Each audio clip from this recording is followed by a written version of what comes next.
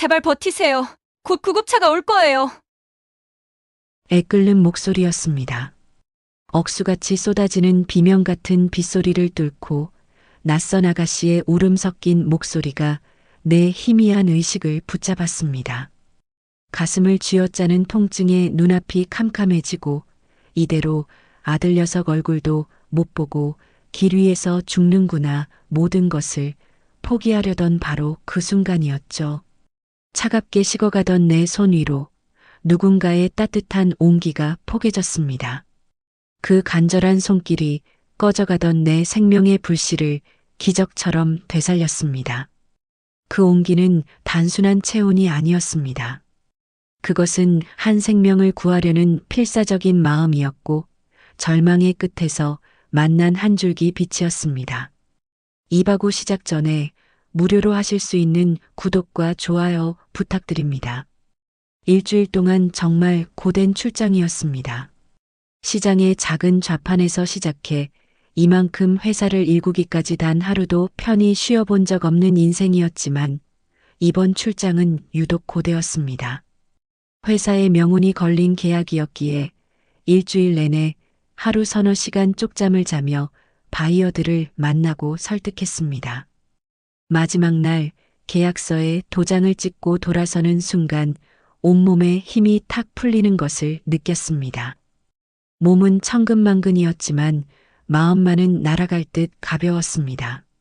이번 계약으로 우리 아들, 이제 장가 미처는 넉넉하게 마련해 줄 수 있겠구나. 그 생각 하나로 지난 피로가 눈 녹듯 사라지는 기분이었습니다. 새벽부터 밤늦게까지 발이 부르트도록 뛰어다닌 보람이 있었습니다. 평생을 악착같이 살아온 내 인생에 대한 보상처럼 느껴졌습니다. 밤늦게 도착한 터미널은 텅 비어 있었습니다. 평소 같았으면 아들 녀석이 마중을 나왔을 테지만 하필이면 그날따라 아들도 지방 출장을 떠난 상태였습니다. 괜찮다, 괜찮다.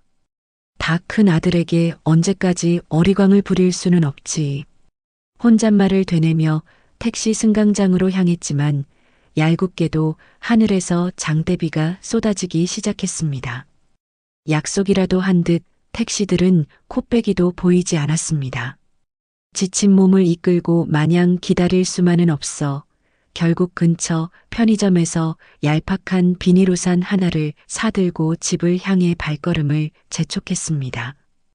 빗줄기는 점점 더 거세졌고 낡은 구두는 금세 빗물에 흠뻑 젖어 발걸음이 무거워졌습니다. 한적한 주택가 골목길에 접어들었을 때였습니다. 가로등 불빛마저 희미한 그 길을 절반쯤 걸었을까?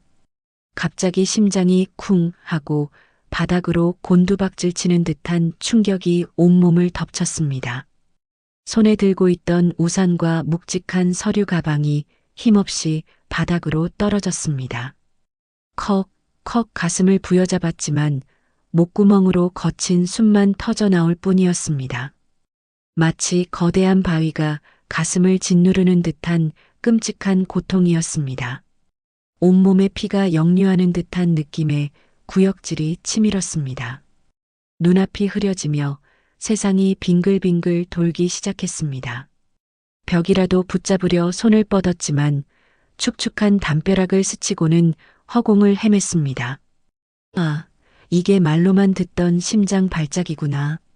머릿속이 새하얘지는 와중에도 뇌리에는 단 하나의 생각만이 스쳤습니다. 내 아들 하나뿐인 내 아들 민준아 이대로 죽으면 우리 아들은 어떡하나? 아직 장가도 못 갔는데. 어미 없이 홀로 남겨질 아들을 생각하니 눈앞이 캄캄했습니다. 절망과 공포가 한꺼번에 밀려와 숨통을 조였습니다. 제발 누가 좀 도와주세요. 마음속으로 수없이 외쳤지만 목소리는 터져 나오지 않았습니다. 그렇게 차가운 빗물이 고인 아스팔트 위로 쓰러져 의식을 잃어가던 찰나였습니다. 누군가 다급하게 내 어깨를 흔들었습니다. 귓가에 울음 섞인 목소리가 꽂혔습니다. 그 목소리는 마치 하늘에서 내려온 동아줄처럼 까마득한 심연으로 가라앉던 내 의식을 필사적으로 붙들었습니다. 정신 차리세요, 아주머니. 눈 뜨세요. 제발. 신락 같은 의식 너머로 보이는 건 비에 흠뻑 젖은 젊은 아가씨의 얼굴이었습니다. 그녀는 나에게 말을 걸면서도 양손으로 쉴 새 없이 내 가슴을 압박하고 있었습니다.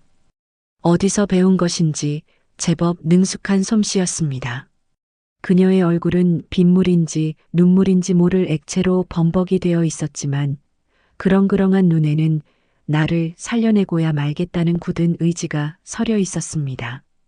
마치 자신의 일처럼, 아니, 자신의 부모라도 되는 것처럼 필사적이었습니다.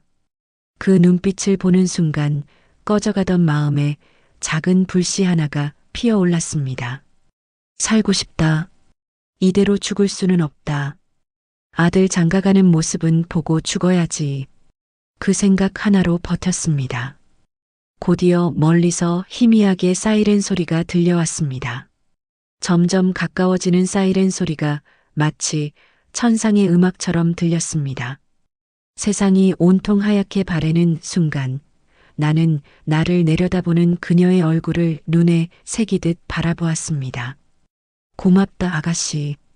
내 덕분에 살았다. 마지막 힘을 쥐어짜 입을 뻥긋거렸지만 끝내 소리는 터져 나오지 않았습니다. 내 손을 잡은 그녀의 손에 힘이 더 들어오는 것이 느껴졌습니다. 그 따뜻한 온기를 마지막으로 나는 깊은 어둠 속으로 빠져들었습니다. 그 후의 기억은 드문드문 끊겨 있습니다.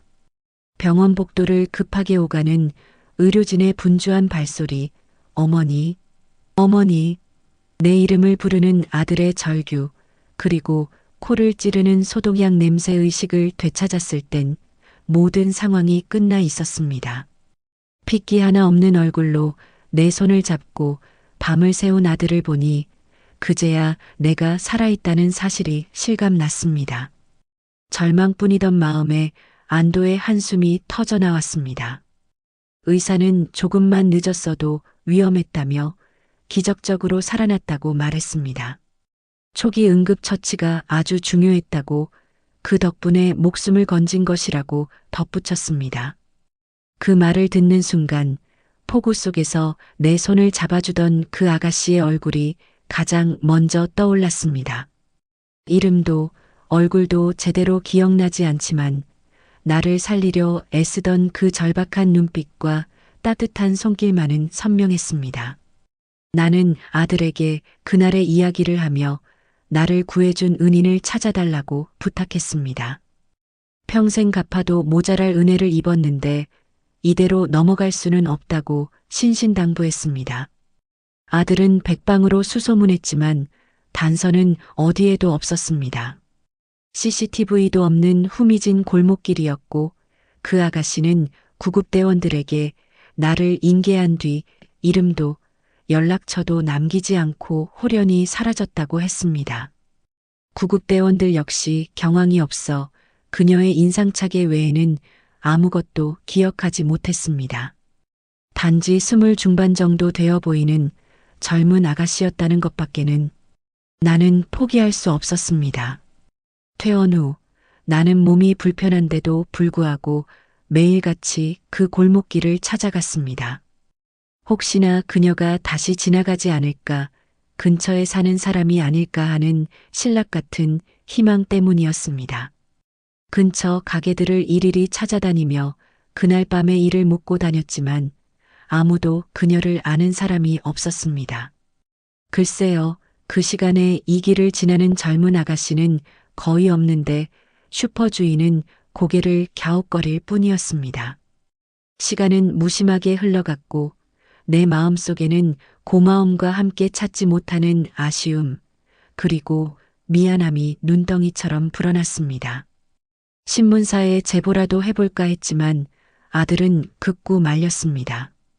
괜히 소문이 나면 회사 일에 좋을 것이 없다는 이유였습니다.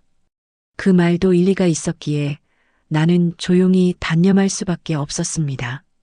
결국 그녀를 찾는 것을 포기했지만 내 마음속에서 그녀를 잊은 것은 아니었습니다. 나는 그 이름 모를 아가씨를 위해 매일 밤 기도를 올렸습니다. 부디 어디서든 행복하게 좋은 일만 가득하기를 바라면서 그렇게 그녀는 내 마음속에 이름 모를 천사로 남게 되었습니다. 언젠가 하늘이 돕는다면 다시 한번 만날 기회가 오지 않을까? 그저 막연한 기대를 품은 채 나는 다시 내 일상으로 돌아왔습니다. 그 운명적인 밤의 기억을, 내 생명을 구해준 그 따뜻한 손길의 감촉을 가슴 깊이 묻어둔 채로 말입니다. 그 인연이 훗날 내 삶을 통째로 뒤흔들 가장 큰 파도가 되어 돌아올 줄은 꿈에도 모른 채 말입니다. 시간은 무심하게 흘러 어느덧 그날의 끔찍했던 사고로부터 1년이라는 세월이 지났습니다. 나는 기적처럼 건강을 되찾았고 혹시 모를 후유증에 대비해 꾸준히 병원을 다니며 관리를 받았습니다. 죽음의 문턱에서 돌아온 이후 세상 모든 것이 새롭게 보였습니다. 아침에 눈을 떠 창밖으로 쏟아지는 햇살을 보는 것, 아들과 마주 앉아 따뜻한 밥 한 끼를 먹는 것, 회사에 출근해 직원들과 인사를 나누는 그 모든 평범한 일상이 더없이 소중하고 감사하게 느껴졌습니다. 그런 내 마음을 아는지 모르는지 회사는 나날이 번창했습니다. 내가 쓰러졌던 사이 아들 민준이가 잠시 회사를 맡아 훌륭하게 이끌어준 덕분이었습니다. 위기를 기회로 삼아 몇 개의 큰 계약을 성사시키며 주변에서는 역시 그 어머니의 그 아들이라는 칭찬이 자자했습니다. 나는 아들이 대견하고 자랑스러웠습니다. 남편 없이 홀로 아들을 키우며 온갖 굳은 일을 마다하지 않았던 지난 세월이 주마등처럼 스쳐 지나갔습니다. 시장 좌판에서 채소를 팔 때 어린 아들이 행여나 기죽을까봐 매일 밤 몰래 눈물을 훔치던 기억. 식당 주방에서 하루 종일 그릇을 닦으며 번 돈으로 아들 학원비를 내고 돌아오던 길의 뿌듯함. 그 모든 고생이 헛되지 않았구나.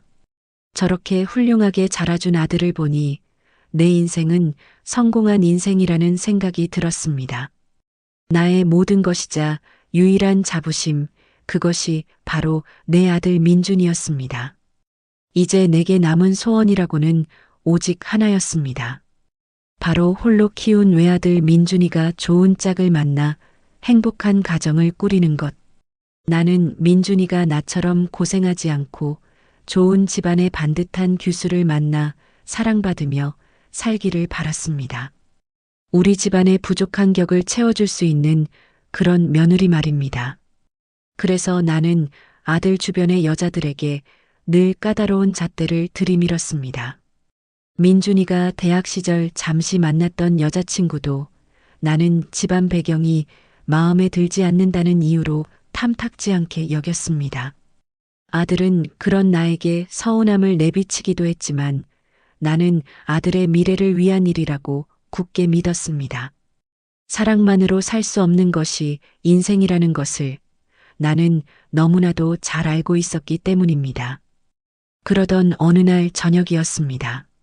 모처럼 아들과 단둘이 고급 한정식집에서 저녁을 먹게 되었습니다. 나는 흐뭇한 마음으로 아들에게 갈비찜을 발라주며 말했습니다. 민준아, 이제 너도 슬슬 짝을 찾아야지.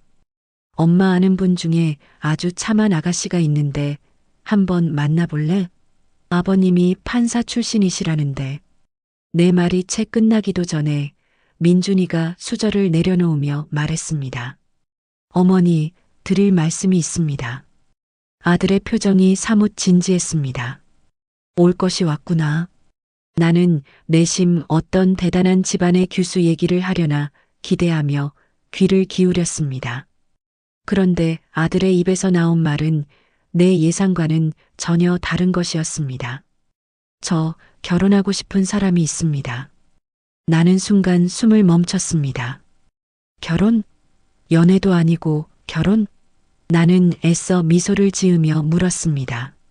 그래, 어떤 아가씨인데 우리 아들 마음을 훔쳤나? 어디 사는 누구냐? 아비는 뭘 하는 사람이고, 집안은 좀 어떻고? 내 질문에 아들은 잠시 머뭇거리다 입을 열었습니다. 이름은 김소연이고 간호사예요. 아버지는 어릴 때 돌아가셨고 지금은 홀어머니 모시고 살고 있어요. 그 말을 듣는 순간 머릿속이 하얘졌습니다. 간호사? 홀어머니? 내 귀를 의심했습니다. 내가 그동안 아들에게 어떤 기대를 걸고 있었는데 내 아들은 남부러울 것 없이 자랐습니다. 최고급 과외를 붙여 명문대에 보냈고 졸업 후에는 내 회사에 들어와 경영 수업을 받으며 누구보다 탄탄대로를 걸어왔습니다. 그런 내 아들에게 고작 나는 나도 모르게 퉁명스러운 목소리로 쏘아붙였습니다. 그런 집안하고는 안 된다. 이 결혼 허락 못한다. 그 한마디에 즐거웠던 저녁 식사 자리는 순식간에 얼어붙었습니다. 아들의 얼굴이 굳어졌습니다. 어머니, 아직 만나보지도 않으셨잖아요. 정말 착하고 좋은 사람이에요. 만나볼 필요도 없다. 뱁새가 황새 따라가다 가랑이 찢어지는 법이야. 우리 집안에 그런 며느리 들릴 수 없다. 당장 헤어져라. 내 모진 말에 아들은 깊은 상처를 받은 표정이었습니다. 하지만 나는 조금도 물러설 생각이 없었습니다. 평생을 아들 하나만 바라보고 살아온 세월이 억울해서라도 이 결혼만큼은 절대 용납할 수 없었습니다. 그날 밤 집으로 돌아오는 차 안에서 우리는 내내 침묵을 지켰습니다. 집에 도착하자마자 아들은 자기 방으로 들어가 버렸고 나는 텅 빈 거실에 홀로 남아 끓어오르는 분을 사귀어야 했습니다. 자부심으로 가득했던 내 마음은 아들에 대한 실망과 분노, 그리고 알 수 없는 배신감으로 뒤엉켜 있었습니다. 다음 날부터 집안에는 냉기가 흘렀습니다. 아들은 보란 듯이 매일 늦게 들어왔고 나와는 눈도 마주치지 않았습니다. 식사 시간에도 우리는 아무 말 없이 밥만 먹었습니다. 밥알이 모래알처럼 씹혔습니다. 나는 나대로 속이 까맣게 타들어갔습니다. 이러다 아들을 영영 잃게 되는 건 아닐까 두려웠지만 자존심이 허락하지 않았습니다. 내가 어떻게 키운 아들인데 저런 근본도 없는 애한테 뺏길 수는 없다는 오기가 나를 더욱 단단하게 만들었습니다. 며칠 후 나는 아들의 책상 위에서 우연히 한 장의 사진을 발견했습니다. 아들이 어떤 젊은 여자와 환하게 웃으며 찍은 사진이었습니다. 그 여자의 얼굴을 보는 순간 나는 나도 모르게 사진을 구겨버렸습니다. 내가 감히 내 아들을? 알 수 없는 질투와 분노가 치밀어 올랐습니다. 그렇게 숨막히는 시간이 흐르고 마침내 아들이 먼저 침묵을 깼습니다. 하지만 그 입에서 나온 말은 내가 기대했던 항복 선언이 아니었습니다. 어머니, 제발 한 번만 만나봐 주세요. 정말 좋은 사람이에요. 어머니도 분명 좋아하실 거예요. 아들의 눈에는 눈물이 그렁그렁했습니다. 그 모습을 보니 마음이 약해졌지만 나는 애써 차갑게 고개를 돌렸습니다. 만나볼 필요도 없다. 당장 그 애랑 헤어져라. 그렇지 않으면 너는 내 아들 자격도 없다. 내 독한 말에 아들은 더 이상 아무 말도 하지 않았습니다. 그 눈에는 더 이상 애원이 아닌 깊은 실망감과 체념이 서려 있었습니다. 그것이 나와 아들의 마지막 대화였습니다. 그날을 끝으로 아들은 나와의 모든 대화를 끊었습니다. 나는 아들이 곧 포기하고 돌아올 것이라 믿었습니다. 하지만 아들은 내 생각보다 훨씬 더 독했습니다. 그저 침묵으로 자신의 뜻을 관철시키고 있었습니다. 나는 매일 밤 잠을 이루지 못했습니다. 자부심으로 가득했던 내 마음은 아들에 대한 실망과 분노, 그리고 알 수 없는 불안감으로 가득 찼습니다. 내 인생의 유일한 자랑이자 희망이었던 아들이 내 뜻을 거스르고 있다는 사실을 도저히 받아들일 수가 없었습니다. 내 모든 것이 무너져 내리는 기분이었습니다. 그날 밤 나는 혼자 술을 마셨습니다. 술잔에 비친 내 얼굴이 낯설게 느껴졌습니다. 내가 지금 뭘 하고 있는 거지? 이게 정말 아들을 위한 일일까? 잠깐의 후회가 스쳤지만 이내 고개를 저었습니다. 아니야, 이건 다 아들을 위한 일이야. 지금은 나를 원망해도 나중에는 다 내 깊은 뜻을 알아줄 거야. 그렇게 스스로를 위로하며 나는 더욱더 내 고집의 성벽 안으로 숨어 들어갔습니다. 아들과의 대화가 끊긴 지 일주일이 지났습니다. 집안의 공기는 얼음장처럼 차가웠고 넓은 거실에는 숨막히는 침묵만이 감돌았습니다. 우리는 한 지붕 아래 사는 유령처럼 서로를 스쳐 지나갔습니다. 아침 식탁에서 마주 앉아도 우리는 약속이라도 한 듯 서로의 얼굴을 쳐다보지 않았습니다. 수저 부딪히는 소리만이 어색하게 공간을 채울 뿐이었습니다. 밥알이 모래알처럼 씹혔고 음식을 넘기는 것조차 고역이었습니다. 아들의 얼굴은 날이 갈수록 야위어 갔고 눈밑은 거뭇하게 변해갔습니다. 그 모습을 볼 때마다 가슴 한구석이 아려왔지만 나는 애써 외면했습니다. 지금 마음이 약해지면 모든 것이 무너진다고 그렇게 스스로를 다그쳤습니다. 늦은 밤 잠 못 이루고 거실에 홀로 앉아 있을 때면 불쑥불쑥 과거의 기억들이 나를 덮쳤습니다. 남편을 일찍 여의고 핏덩이 같은 민준이의 손을 잡고 세상에 내던져졌던 그 시절. 닥치는 대로 일을 해야 했습니다. 한여름 땡볕 아래서 건설 현장 인부들의 밥을 날랐고 한겨울 칼바람 속에서 시장 좌판에 앉아 언손을 호호 불어가며 채소를 팔았습니다. 행여나 어린 아들이 배를 고를까 나는 하루에 한 끼를 먹는 날이 더 많았습니다. 그래도 민준이 입에 따뜻한 밥 한 숟갈 들어가는 것을 보면 나는 배가 불렀습니다. 내 인생의 이유는 오직 하나, 내 아들 민준이었습니다. 그 아이를 위해서라면 못할 것이 없었습니다. 어느 눈 내리는 겨울밤이었습니다.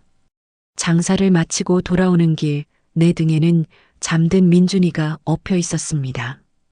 돈이 아까워 버스를 타지 못하고 1시간을 넘게 걸어오는데 낡은 신발 사이로 스며든 눈 때문에 발가락에 감각이 없었습니다. 집에 도착해 아들을 이불에 눕히고 보니 내 발은 꽁꽁 얼어 흉측하게 부어 있었습니다. 그걸 보는데 나도 모르게 눈물이 왈칵 쏟아졌습니다. 서러워서가 아니었습니다. 이런 못난 어미 밑에서 고생하는 아들이 너무나 안쓰럽고 미안해서였습니다. 나는 잠든 아들의 얼굴을 쓰다듬으며 다짐하고 또 다짐했습니다. 내 아들만큼은 절대로 나처럼 살게 하지 않겠다. 세상 누구보다 귀하게 남부러울 것 없이 키워내리라. 그날 밤의 다짐이 지금의 나를 만들었습니다. 그 다짐 하나로 나는 지옥 같은 현실을 버텨냈습니다. 그렇게 나는 악착같이 돈을 모았고 작은 식당을 열었습니다. 밤낮 없이 일한 덕분에 식당은 금세 자리를 잡았고 나는 그 돈으로 아들에게 세상 최고의 것들만 해주었습니다. 최고의 옷을 입혔고 최고의 음식을 먹였으며 최고의 교육을 시켰습니다. 아들이 명문대에 합격하던 날 나는 동네 잔치를 열었습니다. 아들이 대기업에 수석으로 입사하던 날 나는 세상을 다 가진 듯 기뻤습니다. 그리고 마침내 내 회사를 물려받을 준비를 하는 지금 나는 내 인생이 완벽한 성공이라고 믿어 의심치 않았습니다. 그런데 그런 내 아들이 내 모든 것을 바쳐 이뤄낸 내 완벽한 작품이 이제 와서 내 뜻을 거스르려 하고 있었습니다. 내 모든 것을 바쳐 쌓아 올린 탑을 스스로 무너뜨리려 하고 있었습니다. 내가 너를 어떻게 키웠는데? 끓어오르는 분노와 함께 서러움이 북받쳐 올랐습니다. 내 지난 세월에 대한 보상은 오직 아들의 성공과 행복뿐이었습니다. 그런데 그 행복의 가장 중요한 관문인 결혼을 저렇게 보잘것없는 집안의 여자와 하겠다니. 그것은 내 인생 전체에 대한 부정처럼 느껴졌습니다. 내가 걸어온 모든 길, 내가 흘린 모든 눈물과 땀방울이 한순간에 물거품이 되는 것 같았습니다. 며칠 후 나는 아들을 내 서재로 불렀습니다. 더 이상 이렇게 냉전 상태를 이어갈 수만은 없었습니다. 나는 마지막으로 아들을 설득해 보기로 마음먹었습니다. 이것은 단순한 대화가 아니었습니다. 내 인생을 건 마지막 단판이었습니다. 민준아, 앉아라. 아들은 아무 말 없이 내 맞은편 소파에 앉았습니다. 그 며칠 사이 아들의 얼굴은 반쪽이 되어 있었습니다. 그 모습을 보니 또다시 마음이 흔들렸지만 나는 애써 표정을 감추고 부드러운 목소리로 말을 꺼냈습니다. 너도 이제 다 컸으니 내 인생을 스스로 결정하고 싶겠지. 이해한다. 하지만 결혼은 현실이야. 사랑만으로 모든 걸 이겨낼 수 있는 게 아니란다. 너는 평생을 부족함 없이 살아왔어. 가난이라는 게 얼마나 무섭고 지긋지긋한 건지 너는 몰라. 돈 때문에 사랑하는 사람을 잃는 고통을, 돈 때문에 자존심을 버려야 하는 비참함을 너는 상상도 할 수 없을 게다. 내 진심 어린 말에 아들은 잠시 침묵했습니다. 나는 아들이 내 마음을 조금이라도 이해해 주기를 바랐습니다. 하지만 아들의 입에서 나온 말은 내 기대를 산산조각 냈습니다. 어머니, 소연 씨는 그런 사람 아니에요. 누구보다 생활력 강하고 마음이 따뜻한 사람이라고요. 돈이 없어도 행복할 수 있다는 걸 저는 그 사람을 통해 배웠어요. 마음만으로 밥이 나오니, 돈이 나오니, 내가 시장 바닥에서 굴을 때 그 따뜻한 마음 한번 받아봤으면 소원이 없었겠다. 아들아, 제발 정신 좀 차려라. 내가 지금껏 누려온 모든 것들이 얼마나 많은 내 눈물과 땀으로 이루어진 것인지 정녕 모른단 말이냐?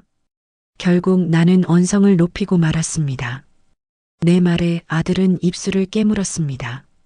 그 눈에는 상처와 원망이 뒤섞여 있었습니다. 그래서 어머니는 제가 어머니처럼 살기를 바라시는 거예요?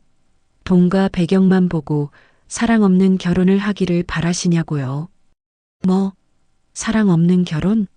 내가 너를 위해 어떤 희생을 치렀는데 감히 내 앞에서 그런 말을 해.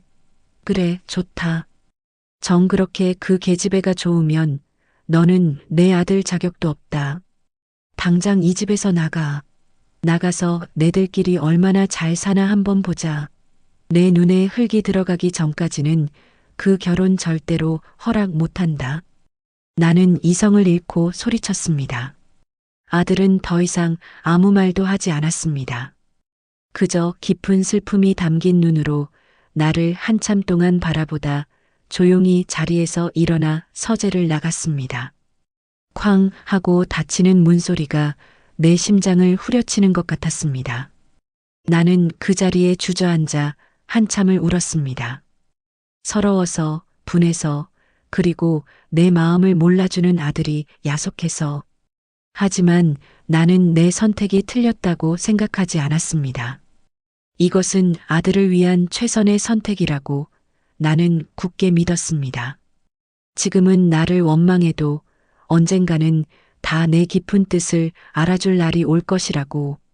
그렇게 나는 스스로를 위로하며 더욱더 단단하고 외로운 성벽 안으로 나를 가두었습니다. 아들과의 꼴은 이제 돌아올 수 없는 강처럼 깊어지고 있었습니다. 아들이 집을 나간 지 한 달이 지났습니다. 처음 며칠간은 분노와 배신감에 치를 떨었습니다. 감히 어미인 나를 버리고 떠나?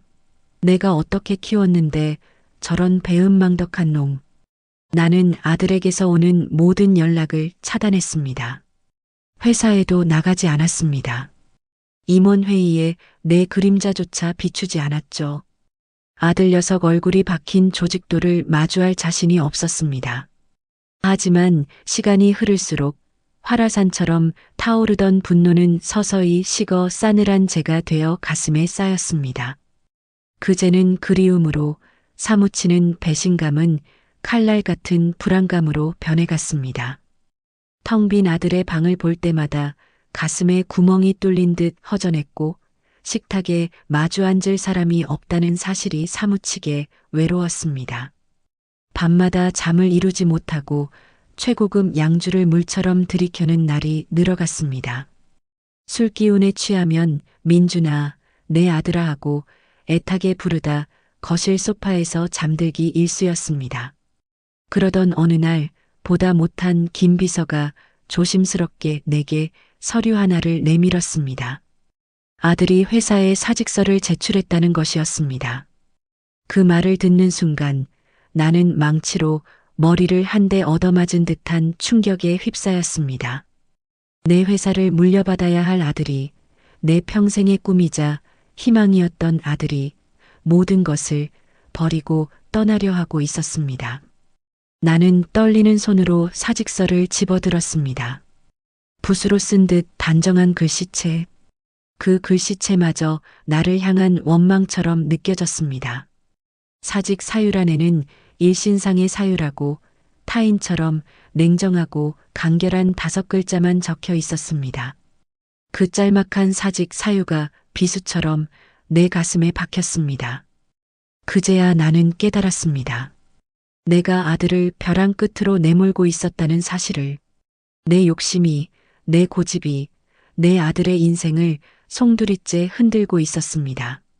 나는 당장 김 비서에게 아들의 행방을 알아보라고 지시했습니다. 며칠 후 김 비서는 아들이 그 여자와 함께 서울 변두리의 허름한 옥탑방을 얻어 살고 있다는 소식을 전해왔습니다. 대기업 부사장 자리를 버리고 지금은 인력시장을 나가 공사 현장에서 막노동을 하고 있다는 충격적인 이야기와 함께 나는 내 귀를 의심했습니다. 내 아들이 내가 먼지 하나 묻히지 않고 세상 가장 귀하게 키운 내 아들이 공사판에서 땀을 흘리고 있다니 상상조차 할 수 없는 일이었습니다. 당장이라도 달려가 아들의 멱살을 잡고 내가 지금 제정신이냐? 고 소리치며 끌고 오고 싶었지만 그럴 수가 없었습니다. 아들이 그렇게까지 하는 이유가 바로 나 자신이라는 것을 너무나도 잘 알고 있었기 때문입니다. 내 완고함이 아들을 그 험한 곳으로 내몬 것이나 다름없었습니다. 그날 밤 나는 아들이 살고 있다는 옥탑방 동네를 찾아갔습니다. 차마 아들 앞에 나설 용기가 나지 않아 기사도 돌려보내고 홀로 멀리서 불 꺼진 옥탑방 창문만 하염없이 바라보았습니다. TV 드라마에서나 보던 가파른 계단을 한참 올라야 하는 산동네. 빨랫줄에 널린 옷가지들과 음식물 쓰레기통에서 나는 시큼한 냄새. 저런 곳에서 내 아들이 살고 있다니.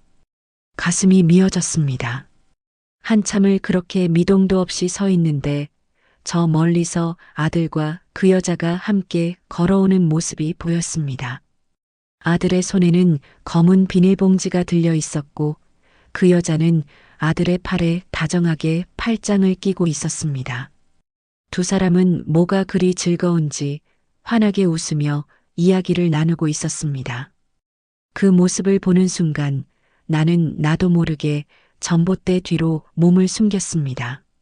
내 아들이 나에게서는 단 한 번도 보여주지 않았던 저렇게 순수하고 행복한 미소를 짓고 있었습니다. 그 여자 앞에서 그 웃음이 나를 향한 가장 잔인한 비수처럼 느껴졌습니다. 심장이 철렁 내려앉는 기분이었습니다. 질투와 분노, 서러움과 죄책감이 뒤섞여 눈물처럼 흘러내렸습니다. 나는 그 자리에 주저앉아 소리 없이 울었습니다. 내가 틀렸던 걸까? 내가 아들의 행복을 가로막고 있었던 걸까? 수많은 질문이 머릿속을 맴돌았지만 답을 찾을 수는 없었습니다. 그날 이후 나는 매일 밤 아들의 옥탑방을 찾아갔습니다. 아들 몰래 그림자처럼 행여나 아들이 나 때문에 힘들어하지는 않을까, 밥은 제대로 챙겨 먹고 다니는지, 잠은 편히 자는지, 온통 아들 걱정뿐이었습니다. 최고급 한우와 유기농 식재료로 만든 반찬들을 싸들고 옥탑방 문 앞에 몰래 놓아두고 도망치듯 돌아오기도 했습니다. 다음 날이면 그 반찬통은 깨끗하게 비워진 채 문 앞에 놓여 있었습니다. 아들은 내가 다녀간 것을 알고 있는 것일까? 우리는 그렇게 말없이 서로의 안부를 묻고 있었습니다. 그러던 어느 날 아들의 빈 방을 정리하다가 책상 서랍 깊숙한 곳에서 찢어진 사진 한 장을 발견했습니다. 아들이 그 여자와 함께 찍은 사진이었습니다. 내가 전에 분노에 차서 갈기갈기 찢어버렸던 바로 그 사진. 아들은 구겨진 사진을 마치 소중한 보물처럼 조각난 파편들을 하나하나 맞춰 찢어진 부분을 투명 테이프로 정성스럽게 붙여놓았습니다. 그 찢어진 사진 한 장이 아들의 마음을 고스란히 보여주고 있었습니다. 나에 대한 원망과 그 여자에 대한 사랑 사이에서 아들은 홀로 힘겨운 싸움을 하고 있었던 것입니다. 그 사실을 깨닫는 순간 나는 더 이상 내 고집을 부릴 수 없었습니다. 안도감이 들었습니다. 아들이 완전히 나를 등진 것이 아니라는 사실에, 그리고 동시에 깊은 죄책감이 파도처럼 밀려왔습니다. 내가, 어미인 내가 내 아들을 이토록 힘들게 만들었다는 사실에 문득 1년 전 그날 밤의 기억이 선명하게 떠올랐습니다. 폭우 속에서 나를 구해준 이름 모를 그 아가씨. 만약 그때 그 아가씨가 없었더라면 나는 지금 이 세상에 없었을지도 모릅니다. 생판남인 나를 위해 필사적으로 애쓰던 그 간절한 눈빛. 나는 한 번도 만난 적 없는 그 아가씨에게 평생 갚아도 모자랄 빚을 졌습니다. 그런데 나는 지금 내 아들이 사랑하는 사람에게, 내 아들이 평생을 함께하고 싶어 하는 사람에게 얼마나 모진 말과 행동으로 상처를 주고 있는가. 그 두 모습이 겹쳐지며 부끄러움에 얼굴을 들 수가 없었습니다. 내 편협함과 오만이 한 생명을 살린 고귀한 인연의 가능성마저 막고 있었을지 모른다는 생각에 이르자 온몸에 소름이 돋았습니다. 나는 어쩌면 내 생명의 은인을 내 손으로 내치려 하고 있었던 것일지도 모릅니다. 나는 찢어진 사진을 조심스럽게 서랍에 다시 넣어두었습니다. 그리고 결심했습니다. 이제 그만 내 고집을 내려놓자. 아들의 행복을 위해 내가 한 발 물러서자. 하지만 어떻게? 내가 먼저 연락을 한다면 아들은 내 진심을 알아줄까? 아니, 오히려 나를 더 원망하게 될지도 모른다. 수많은 생각들이 머릿속을 어지럽혔습니다. 나는 어떤 결정도 내리지 못한 채 그저 찢어진 사진이 담긴 서랍 앞을 떠나지 못했습니다. 안도감과 죄책감, 후회와 두려움이 뒤섞인 복잡한 마음으로 나는 길고 긴 밤을 하얗게 지새웠습니다. 폭풍이 몰아치기 전에 고요함처럼 더 큰 시련이 나를 기다리고 있다는 것을 예감하지 못한 채로 말입니다. 찢어진 사진 앞에서 밤을 새운 후 내 마음은 폭풍이 휩쓸고 지나간 자처럼 황량했습니다. 아들을 향한 그리움과 미안함, 그리고 그 여자에 대한 원망과 질투가 뒤엉켜 무엇 하나 제대로 생각할 수 없었습니다. 하지만 한 가지는 분명했습니다. 이대로는 안 된다. 아들을 이대로 잃을 수는 없다. 나는 며칠을 뜬 눈으로 고민한 끝에 먼저 손을 내밀기로 결심했습니다. 자존심이고 뭐고 다 버리고 아들에게 내 진심을 전하기로 마음먹었습니다. 어쩌면 아들도 나를 기다리고 있을지 모른다는 신락 같은 희망을 품고서 말입니다. 그래, 내가 먼저 다가가자. 내가 먼저 이 지긋지긋한 냉전을 끝내자. 나는 그렇게 마음을 굳혔습니다. 나는 몇 날 며칠을 고민하며 아들에게 할 말을 고르고 또 골랐습니다. 미안하다, 아들아. 이 못난 어미를 용서해다오. 내가 행복하다면 그걸로 족하다. 수십 번을 썼다 지우기를 반복했습니다. 하지만 막상 아들 앞에 설 용기가 나지 않았습니다. 내 입에서 그 말이 순순히 나올 수 있을까? 아들은 그런 나를 비웃지 않을까? 이제 와서 왜 이러세요? 라며 나를 경멸하지는 않을까? 온갖 두려움이 나를 올감했습니다. 그렇게 며칠을 망설이는 사이 나는 점점 더 지쳐갔습니다.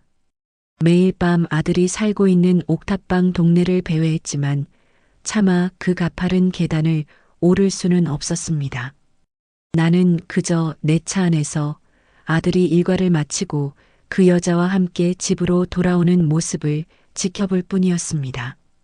그들의 웃음소리가 들려올 때마다 내 가슴은 칼로 베이는 듯 아팠습니다. 그러던 어느 주말 아침이었습니다. 며칠째 울리지 않던 전화벨이 요란하게 울렸습니다. 발신자 번호는 내 아들. 나는 떨리는 손으로 통화 버튼을 눌렀습니다. 심장이 터질 듯이 뛰었습니다. 드디어 아들이 먼저 연락을 해온 것입니다. 내가 먼저 용서를 구하려 했는데 아들이 먼저 화해의 손길을 내미는구나. 나는 애써 차분한 목소리를 가장하며 전화를 받았습니다. 민준이니?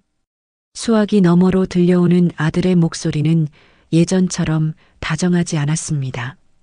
마른 나뭇가지처럼 건조하고 차가웠습니다.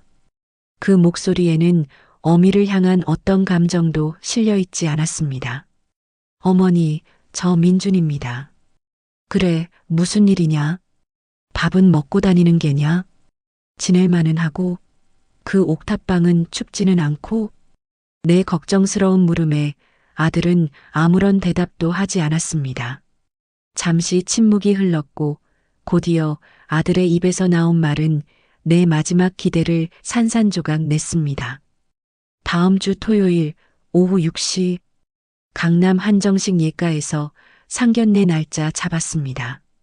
상견례. 그 세 글자가 망치처럼 내 머리를 내리쳤습니다. 내 허락도 없이 나와는 단 한마디 상의도 없이 제멋대로 상견례 날짜를 잡았다고 나는 순간 아무 말도 할 수 없었습니다. 배신감에 피가 거꾸로 솟는 기분이었습니다.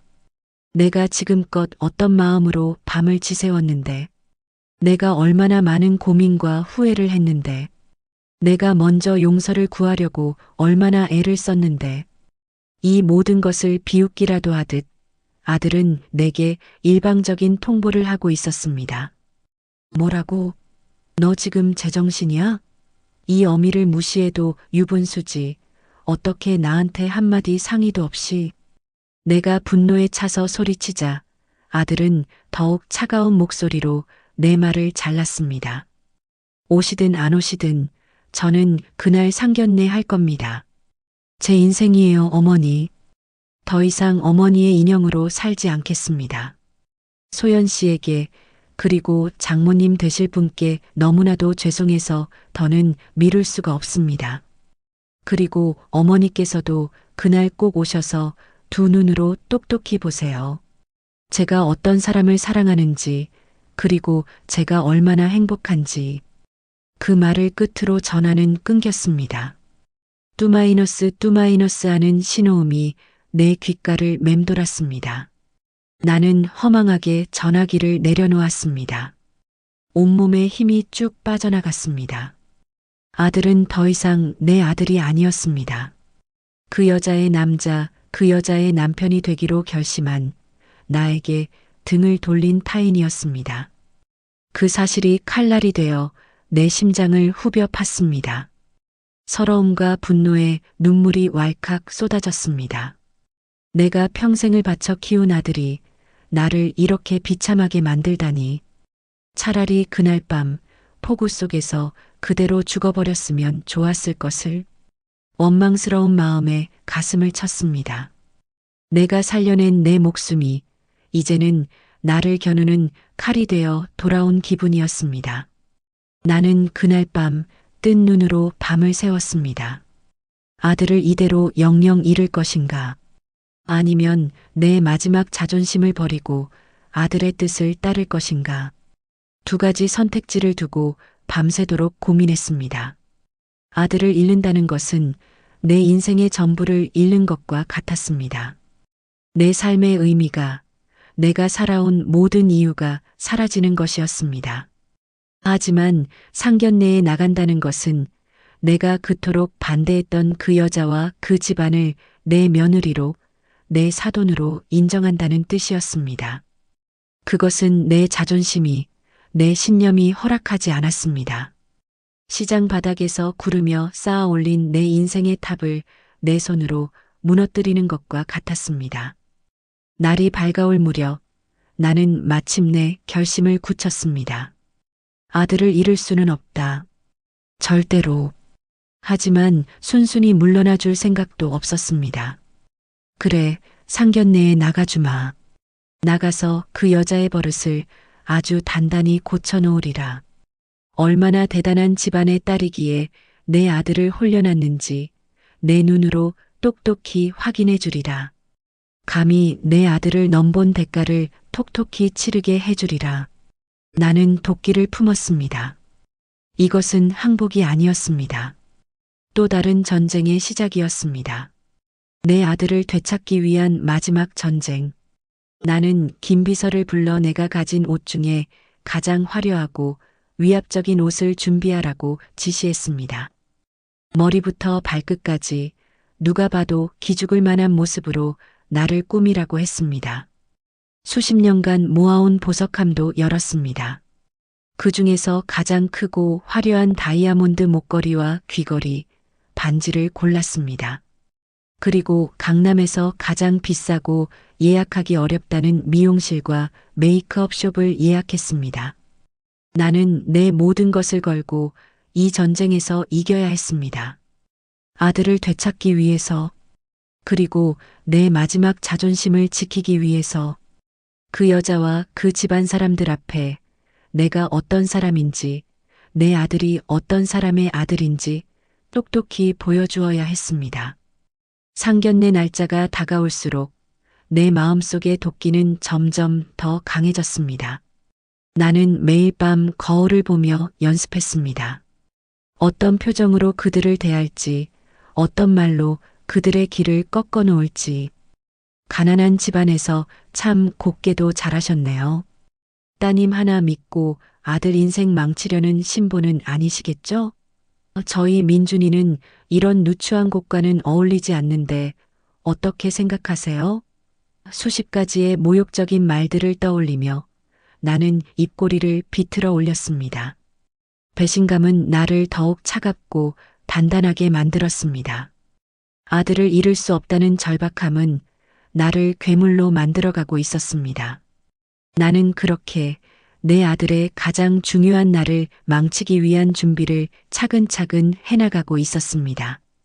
그날 내가 마주하게 될 진실이 무엇인지, 그리고 그 진실이 나를 어떻게 무너뜨릴지 꿈에도 모른 채로 말입니다. 나는 그저 승리만을 생각하며 칼을 갈고 있을 뿐이었습니다. 결전의 날이 밝았습니다. 상견례 당일 나는 새벽부터 눈을 떴습니다.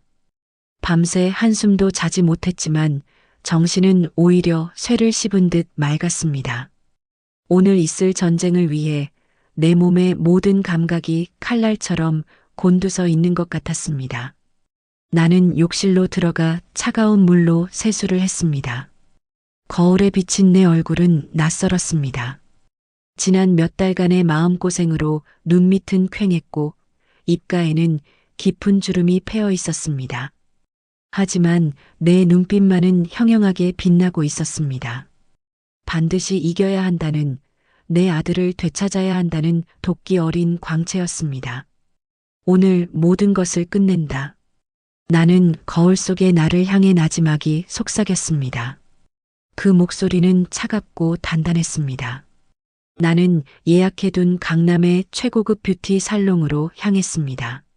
문이 열리자 직원들이 일제히 허리를 굽혀 나를 맞이했습니다.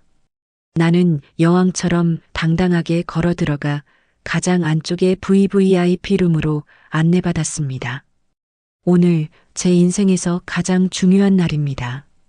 저를 이 세상에서 가장 완벽하고 누구도 감히 쳐다볼 수 없는 여자로 만들어주세요. 내 지시에 원장과 최고의 스태프들이 내 주위에 모여들었습니다. 그들이 나를 완벽한 사모님으로 만들어주는 데는 꼬박 3시간이 걸렸습니다. 나는 거울에 비친 내 모습을 물끄러미 바라보았습니다. 우아하게 틀어올린 머리, 흠잡을 데 없이 완벽한 화장, 그리고 값비싼 샤넬 정장. 온몸을 휘감은 보석들은 조명 아래 눈부시게 빛나고 있었습니다. 목에는 수억 원을 호가하는 다이아몬드 목걸이가, 손가락에는 그와 세트를 이루는 반지가 위압적인 빛을 발하고 있었습니다. 누가 봐도 수십억대 자산을 굴리는 성공한 여성 기업인의 모습이었습니다. 그래, 이 정도는 되어야지. 저들이 감히 내 앞에서 고개조차 들지 못하게 만들어주리라. 나는 만족스러운 미소를 지으며 살롱을 나섰습니다. 약속 장소인 한정식 예가는 VVIP들만 이용하는 최고급 식당이었습니다. 발렛 파킹을 맡기고 안으로 들어서자 지배인이 허리를 90도로 꺾어 나를 맞이했습니다. 나는 일부러 약속 시간보다 1시간이나 일찍 도착했습니다. 전장을 미리 둘러보고 마음을 가다듬을 시간이 필요했습니다. 내가 예약한 룸은 예가에서 가장 전망이 좋고 비싼 국실이었습니다. 통유리창 너머로 강남의 화려한 스카이라인이 한눈에 들어왔습니다. 나는 창가에 서서 아래를 내려다보았습니다. 개미처럼 작게 보이는 사람들과 자동차들. 그들을 내려다보고 있으니 내가 마치 세상의 꼭대기에 서 있는 것 같은 착각이 들었습니다. 오만함이 머리끝까지 차올랐습니다. 감히 어떤 것들이 내 아들을 넘보는가. 나는 나지막이 움츠렸습니다. 저 아래를 기어다니는 것들과 나는, 그리고 내 아들은 사는 세상이 달랐습니다. 나는 자리에 앉아 차를 마시며 오늘 내가 내뱉을 말들을 다시 한번 되새겼습니다.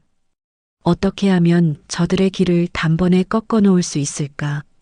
어떻게 하면 저들이 스스로 물러나게 만들 수 있을까? 나는 수십 가지의 시나리오를 머릿속으로 그리고 지우기를 반복했습니다. 그들의 초라한 행색을 비웃고 그들의 가난을 조롱하고 그들의 무지를 꾸짖으리라. 어머님께서는 어떤 일을 하시는지, 두 분은 어떤 집에서 신접살림을 시작할 생각이신지, 결혼 비용은 어떻게 마련하셨는지, 나는 그들이 내뱉을 모든 말에 대한 반박을 준비했습니다. 완벽한 승리를 위해 나는 한치의 오차도 용납할 수 없었습니다. 나는 그들을 철저히 짓밟아 다시는 내 아들을 넘볼 생각조차 하지 못하게 만들 작정이었습니다. 하지만 시간이 흐를수록 오만함 뒤에 감춰져 있던 불안감이 스멀스멀 고개를 들기 시작했습니다. 만약 내 생각대로 되지 않으면 어쩌지? 만약 아들이 끝까지 내 편을 들어주지 않으면 어쩌지? 만약 내가 이 전쟁에서 패배하면 어쩌지? 심장이 불길하게 뛰기 시작했습니다. 손바닥에 축축하게 땀이 배어 나왔습니다. 나는 애써 고개를 저으며 불안한 생각들을 떨쳐내려 했습니다. 아니야, 그럴 리 없어. 민준이는 내 아들이야. 저 어미 없는 것들에게 잠시 홀린 것뿐이야. 결국에는 내게 돌아올 거야. 나는 그렇게 스스로를 세뇌하며 불안감을 억지로 짓눌렀습니다. 나는 이 싸움에서 질 수 없었습니다. 진다는 것은 내 인생 전부를 부정당하는 것이나 마찬가지였기 때문입니다. 약속 시간이 다가오자 룸의 문이 열리고 아들이 먼저 들어왔습니다. 말끔하게 정장을 차려입었지만 얼굴에는 긴장한 기색이 역력했습니다. 아들은 나를 보더니 잠시 머뭇거리다 고개를 숙여 인사했습니다. 어머니, 오셨어요. 나는 아무 대답도 하지 않았습니다. 그저 차가운 눈으로 아들을 쏘아볼 뿐이었습니다. 아들은 내 시선을 피하며 내 맞은편 자리에 앉았습니다. 우리 사이에는 어색하고 무거운 침묵이 흘렀습니다. 나는 아들의 속마음을 떠보기 위해 일부러 아무렇지 않은 척 말을 걸었습니다. 꼴이 말이 아니구나. 얼굴이 왜 이렇게 상했어? 그 험한 일은 계속하고 있는 게냐? 네. 쯧쯧. 내 아들이 어쩌다 저런 신세가 됐는지. 다 그 계집애 때문이겠지. 내가 이럴 줄 알았어. 너는 그 계집애를 만난 후부터 모든 게 엉망이 됐어. 회사도 그만두고 집도 나가고 이제 이 어미까지 버리려는 게냐? 내 비아냥의 아들의 얼굴이 굳어졌습니다. 아들은 주먹을 꽉 쥐며 말했습니다. 어머니, 제발 오늘만큼은 그러지 마세요. 소연 씨와 장모님께 제가 얼마나 미안한지 아세요? 어머니께서 이렇게 나오실까봐 제가 얼마나 마음을 졸였는지 아시냐고요. 오늘 이 자리는 싸우러 온 자리가 아니에요. 축복받으러 온 자리라고요. 축복? 웃기지 마라. 미안해야 할 사람은 그쪽이지. 어디서 굴러먹던 뼈다귀인지 모를 것들이 감히 내 아들을 넘봐? 분수를 알아야지, 분수를. 너는 그 여자한테 단단히 홀린 거야. 눈을 떠, 아들아.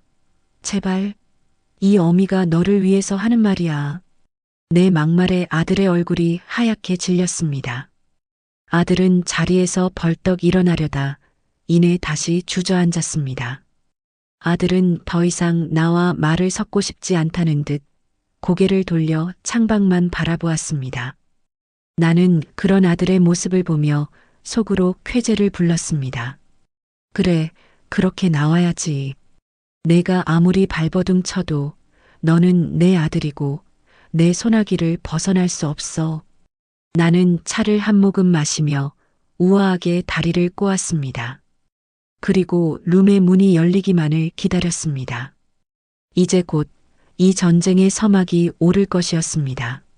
내 마음속의 오만함과 불안감이 위태롭게 줄타기를 하는 동안 운명의 시간은 점점 더 가까워지고 있었습니다. 그리고 나는 아직 알지 못했습니다. 문이 열리는 순간 내가 마주하게 될 것은 상상조차 하지 못했던 거대한 운명의 파도라는 것을. 내 심장이 멎는 듯한 순간이었습니다. 끼익하고 조용히 룸의 문이 열리고 마침내 그들이 들어서는 순간 시간이 멈춘 듯 주변의 모든 소리가 사라졌습니다. 나는 애써 태어난 척 찻잔을 든 채로 고개만 살짝 돌려 문 쪽을 향했습니다. 내 온몸의 신경이 칼날처럼 곤두서 그들을 향해 있었습니다. 먼저 들어선 것은 아들 녀석이었고 그 뒤를 따라 중년의 여인과 젊은 아가씨가 들어섰습니다. 저들이구나. 내 아들을 홀린 그 모녀. 나는 그들을 위아래로 훑어보았습니다. 늙은 어미는 값싼 시장 옷을 걸쳤고 젊은 계집은 그나마 꾸민다고 꾸몄지만 내 눈에는 한없이 초라해 보일 뿐이었습니다. 나는 속으로 코웃음을 쳤습니다. 고작 저런 행색으로 감히 이 자리에 나와? 나는 그들의 주눅든 얼굴을 상상하며 입꼬리를 비틀어 올렸습니다. 하지만 그들은 내 예상과 달리 당당하게 고개를 들고 있었습니다.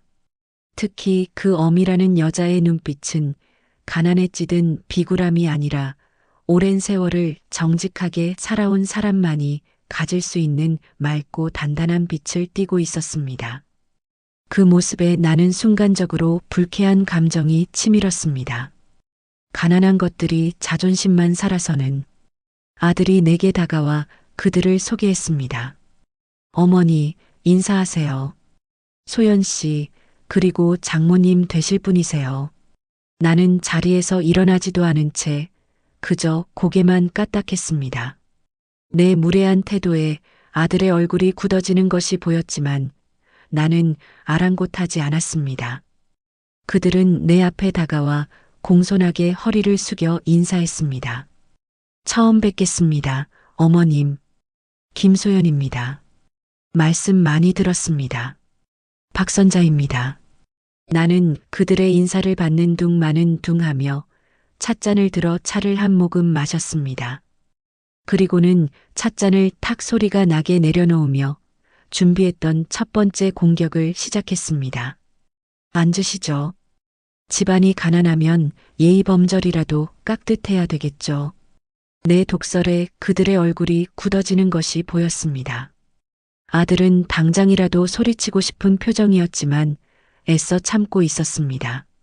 나는 속으로 쾌재를 불렀습니다. 그래, 시작은 나쁘지 않아. 나는 계속해서 그들을 몰아붙일 생각이었습니다. 하지만 바로 그때였습니다. 고개를 숙이고 있던 젊은 아가씨, 김소연이라는 계집애가 천천히 고개를 들었습니다. 그리고 우리의 눈이 마주쳤습니다. 순간 내 심장이 멎었습니다. 세상의 모든 소리가 사라지고 시간이 영원처럼 멈춰버렸습니다. 내 눈앞에 서 있는 저 얼굴, 내가 지난 1년간 단 하루도 잊지 못했던 그 얼굴, 애타게 찾아 헤맸던 그 얼굴, 폭우가 쏟아지던 그날 밤 차가운 아스팔트 위에서 죽어가던 나를 필사적으로 붙들었던 그 얼굴, 바로 그 젊은 간호사 아가씨였습니다. 나는 숨을 쉴 수가 없었습니다. 머릿속이 하얘지며 1년 전 그날의 기억이 파노라마처럼 스쳐 지나갔습니다. 제발 버티세요. 곧 구급차 옵니다. 울먹이며 외치던 그녀의 목소리, 내 손을 꼭 잡아주던 그녀의 따뜻한 손길, 나를 살리기 위해 땀과 눈물로 범벅이 되었던 그녀의 얼굴, 그 얼굴과 지금 내 앞에 서 있는 예비 며느리의 얼굴이 하나로 겹쳐졌습니다. 나는 믿을 수 없다는 듯 눈을 비비고 또 비볐지만 그녀는 여전히 그 자리에서 나를 바라보고 있었습니다. 그녀의 눈이 동그래졌습니다. 그녀 역시 나를 알아본 것입니다. 그녀의 눈빛은 놀라움과 당혹감, 그리고 알 수 없는 슬픔으로 가득 차 있었습니다. 나는 들고 있던 찻잔을 놓쳤습니다. 쨍그랑 하고 찻잔이 깨지는 소리가 고요한 룸 안에 울려 퍼졌습니다. 나는 그 소리조차 듣지 못했습니다. 내 귀에는 오직 내 심장이 미친 듯이 울리는 소리만 들릴 뿐이었습니다. 아들과 그녀의 어머니가 놀라 나를 쳐다보았지만 나는 아무것도 보이지 않았습니다. 내 세상은 오직 그녀를 처음 만났던 1년 전 그날 밤의 폭우 속으로 되돌아가 있었습니다. 어머니, 왜 그러세요? 괜찮으세요? 아들이 놀라 내게 달려왔지만 나는 아들을 밀쳐냈습니다. 나는 자리에서 벌떡 일어났습니다. 온몸이 사시나무처럼 떨렸습니다. 내가 지난 몇 달간 무슨 짓을 한 것인가? 내 생명의 은인을 나는 내 아들의 인생에서 몰아내려 하고 있었습니다. 내 생명의 은인에게 나는 온갖 모욕적인 말과 행동으로 상처를 주려 하고 있었습니다. 나는 내 손으로 내 생명과 내 아들의 인연을 끊어버리려 하고 있었습니다. 부끄러움과 죄책감에 얼굴이 불타는 것 같았습니다. 지난날 내가 내뱉었던 모든 독설과 내가 품었던 모든 악의가 부메랑이 되어 내 심장에 박혔습니다. 나는 그녀 앞에 차마 고개를 들 수 없었습니다. 눈물이 왈칵 쏟아졌습니다. 나는 떨리는 목소리로, 울음 섞인 목소리로 그녀에게 말했습니다. 당신이었군요. 나를 구해준 사람이 당신이었군요. 내 말에 아들과 그녀의 어머니는 어리둥절한 표정으로 나와 그녀를 번갈아 쳐다보았습니다. 오직 그녀만이, 김소연만이 내 말의 의미를 알아듣고 있었습니다. 그녀의 눈에도 어느새 눈물이 그렁그렁 맺혔습니다. 그녀는 나를 향해 조용히 고개를 끄덕였습니다. 그 순간 나는 깨달았습니다. 내가 얼마나 어리석고 얼마나 잔인했는지를. 나는 내 생명의 은인에게 씻을 수 없는 상처를 주려 했던 괴물일 뿐이었습니다. 자기 혐오가 온몸을 덮쳐왔습니다. 나는 더 이상 그 자리에 서 있을 수가 없었습니다. 아들의 부름도 그녀의 어머니의 놀란 표정도 아무것도 보이지 않았습니다. 나는 비틀거리며 룸을 뛰쳐나왔습니다. 어디로 가야 할지, 무엇을 해야 할지 아무 생각도 나지 않았습니다. 그저 이 끔찍한 현실로부터 도망치고 싶을 뿐이었습니다. 나는 복도를 달려 식당을 빠져나와 비틀거리며 거리로 나섰습니다. 차가운 겨울바람이 내 뺨을 때렸지만 나는 아무것도 느낄 수 없었습니다. 내 마음속에서는 거대한 폭풍이 몰아치고 있었습니다. 충격, 혼란, 후회, 그리고 자기 혐오. 그 모든 감정들이 나를 집어삼키고 있었습니다. 나는 길 한가운데 주저앉아 아이처럼 목 놓아 울었습니다. 내 오만과 편견이 불러온 이 끔찍한 비극 앞에서 나는 그저 한없이 작고 초라한 인간일 뿐이었습니다. 차가운 아스팔트 위 쏟아지는 차들의 경적 소리도 나를 향한 사람들의 수군거림도 들리지 않았습니다. 내 세상은 무너져 내렸고 나는 그 폐허 속에서 홀로 울부짖고 있었습니다. 얼마나 시간이 흘렀을까? 누군가 내 어깨를 감싸 안았습니다. 고개를 들어보니 아들 민준이와 김소연 그리고 그녀의 어머니가 나를 걱정스러운 눈으로 내려다보고 있었습니다. 소연의 눈에도 눈물이 흐르고 있었습니다. 나는 그녀의 얼굴을 차마 마주 볼 수 없었습니다. 내 생명의 은인에게 나는 감히 용서받을 수 없는 죄를 지었습니다. 어머니, 이러시면 안 돼요. 일어나세요. 제발. 아들이 나를 부축해 일으키려 했지만 나는 고개를 저었습니다. 나는 일어설 자격이 없는 사람이었습니다. 나는 내 생명의 은인에게, 내 며느리가 될 사람에게 씻을 수 없는 상처를 주려 한 괴물이었습니다. 나는 소연의 앞에 무릎을 꿇었습니다. 그녀와 그녀의 어머니가 기겁하며 나를 말렸지만 나는 꿈쩍도 하지 않았습니다. 내 온몸을 짓누르는 죄책감의 무게에 나는 일어설 수가 없었습니다. 미안하다, 아가.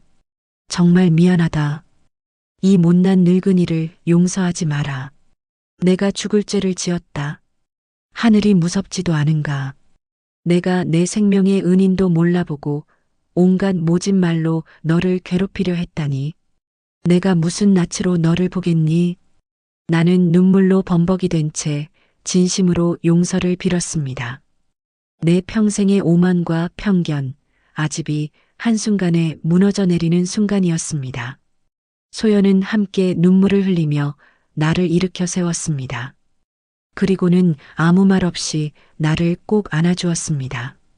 그 따뜻한 품 안에서 나는 1년 전 그날 밤처럼 꺼져가던 내 영혼이 다시 살아나는 것을 느꼈습니다. 그녀의 용서는 어떤 말보다도 따뜻하고 깊었습니다. 그것은 단순한 용서가 아니었습니다. 한 인간에 대한 깊은 이해와 연민이었습니다.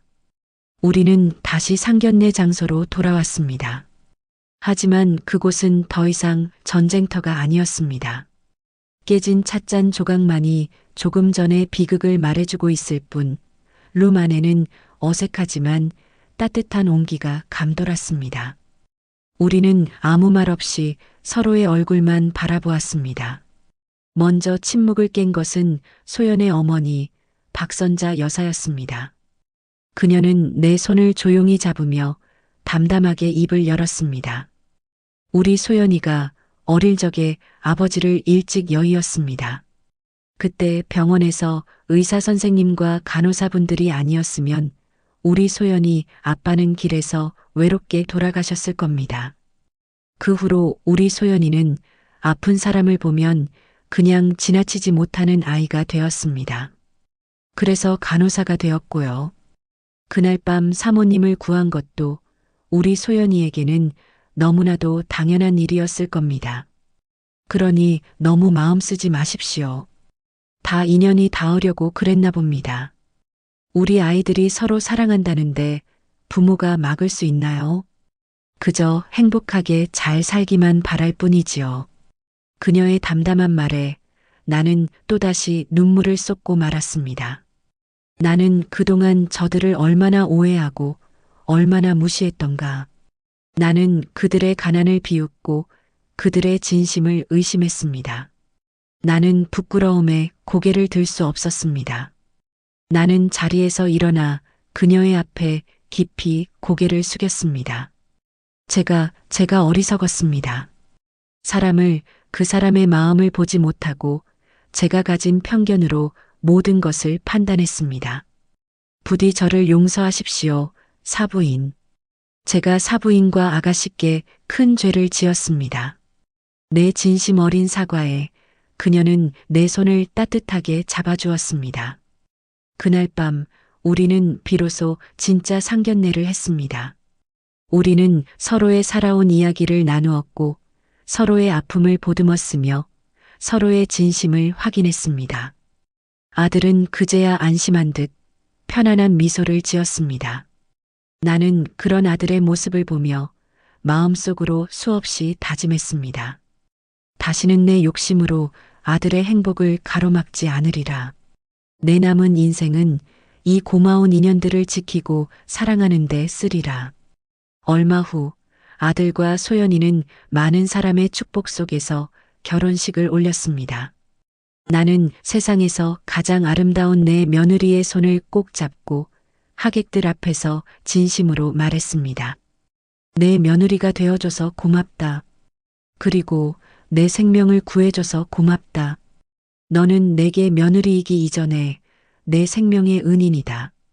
앞으로는 이 시어미가, 아니, 이 어미가 너를 평생 지켜주마. 세상에 어떤 비바람이 불어와도 내가 너의 가장 든든한 버팀목이 되어주겠다. 내 말의 식장은 감동의 눈물바다가 되었습니다. 소연이는 내 품에 안겨 한참을 울었습니다. 우리는 그렇게 진짜 가족이 되었습니다. 핏줄보다 더 진한 운명이라는 끈으로 이어진 진짜 가족. 그 후 기적 같은 일들이 일어났습니다. 나는 더 이상 과거의 상처와 고집에 얽매이지 않고 현재의 행복을 누릴 줄 아는 사람이 되었습니다. 며느리가 된 소연이는 특유의 따뜻하고 긍정적인 에너지로 우리 집안에 웃음꽃을 피웠습니다. 그녀는 매일 아침 나를 위해 건강식을 챙겨주었고 주말이면 함께 공원을 산책하며 내 말벗이 되어주었습니다. 그녀의 따뜻한 마음은 내 지병보다 더 깊었던 마음의 상처까지 깨끗이 치유해 주었습니다. 아들은 회사에 복귀했고 예전보다 더 늠름하고 책임감 있는 모습으로 회사를 이끌었습니다. 아들은 이제 더 이상 내 그늘 아래 있는 아들이 아니었습니다. 한 여자의 남편이자 한 회사를 이끄는 리더로서 자신의 인생을 스스로 개척해 나가고 있었습니다. 나는 그런 아들의 모습이 자랑스럽고 든든했습니다. 그리고 1년 뒤 우리 가족에게 또 하나의 소중한 생명이 찾아왔습니다. 나는 내 품에 안긴 손주를 보며 눈물을 글썽였습니다. 만약 2년 전 그날 밤 소연이가 나를 구해주지 않았더라면, 만약 내가 끝까지 내 고집을 꺾지 않았더라면, 나는 지금 이 행복을 결코 누릴 수 없었을 것입니다. 기적처럼 다시 이어진 그 인연은 결국 우리 가족 모두를 하나로 만들어 주었고 더 큰 행복을 선물해 주었습니다. 나는 손주의 작은 손을 잡으며 며느리에게 말했습니다. 아가, 고맙다. 정말 고맙다. 너는 나에게 손주를 안겨준 것이 아니라 새로운 세상을 선물해 준 것이나 다름없다. 나는 가끔 그날의 폭우를 생각합니다. 모든 것을 앗아갈 듯 무섭게 쏟아지던 그 비는 어쩌면 내 인생의 모든 오만과 편견을 씻어내리기 위한 하늘의 눈물이었을지도 모릅니다. 그리고 그 빛 속에서 만난 내 며느리는 하늘이 내게 보내준 가장 큰 선물이었습니다. 나는 이제 더 이상 외롭지도 불안하지도 않습니다. 내 곁에는 나를 사랑해주고 내가 사랑하는 가족들이 있기 때문입니다. 나는 오늘도 이 소중한 행복에 감사하며 조용히 기도합니다. 오늘의 이바구는 여기까지입니다. 인연은 때로 가장 혹독한 시련의 얼굴로 우리를 찾아옵니다. 죽음의 문턱에서 만난 생명의 은인이 내가 가장 증오하던 아들의 연인이었다는 기막힌 운명처럼 말입니다. 이 이야기는 한 인간의 오만과 편견이 어떻게 무너지고 그 자리에 용서와 사랑이 피어나는지를 그리고자 했습니다. 진정한 사랑은 소유가 아닌 이해이며 진정한 가족은 핏줄이 아닌 마음으로 이어진다는 것. 이 당연한 진리를 우리는 너무나 자주 잊고 살아갑니다. 한 사람의 선한 마음이 또 다른 생명을 구하고 그 기적의 인연이 결국 얼어붙었던 가족의 마음을 녹였습니다. 이 이야기가 지금 이 순간에도 갈등하는 모든 이들에게 운명은 결국 우리를 더 나은 곳으로 이끈다는 따뜻한 위로가 되기를 바랍니다.